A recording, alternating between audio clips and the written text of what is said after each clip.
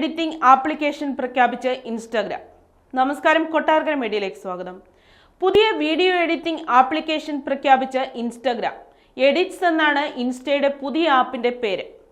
Creative ടൂളുകൾ ലഭ്യമാകുന്ന സമ്പൂർണ്ണ സ്യൂട്ട് എന്നാണ് എഡിറ്റ്സ് ആപ്പിന് ഇൻസ്റ്റാഗ്രാം തലവൻ ആദം മോസേരി നൽകുന്ന വിശേഷണം. അമേരിക്കയിൽ ചൈനീസ് സോഷ്യൽ മീഡിയ പ്ലാറ്റ്ഫോമായ ടിക്ടോക്കിന് നിരോധനം വരാനിടയുണ്ടായ സാഹചര്യം മുന്നിൽ കണ്ടായിരുന്നു പുതിയ എഡിറ്റ്സ് ആപ്പ് ഇൻസ്റ്റാഗ്രാം പ്രഖ്യാപിച്ചത്.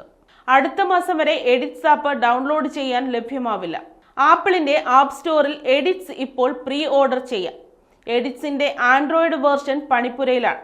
എഡിറ്റ്സിന്റെ ഇരു വേർഷനുകളും ഒരേ സമയമാകുമോ ഇൻസ്റ്റ ഔദ്യോഗികമായി റിലീസ് ചെയ്യുക എന്ന് വ്യക്തമല്ല. ഇപ്പോൾ ഏറെ സംഭവങ്ങൾ ചുറ്റും നടക്കുന്നുണ്ട്. എന്താണ് സംഭവിക്കുന്നതെന്ന് ഗൗനിക്കുന്നില്ല.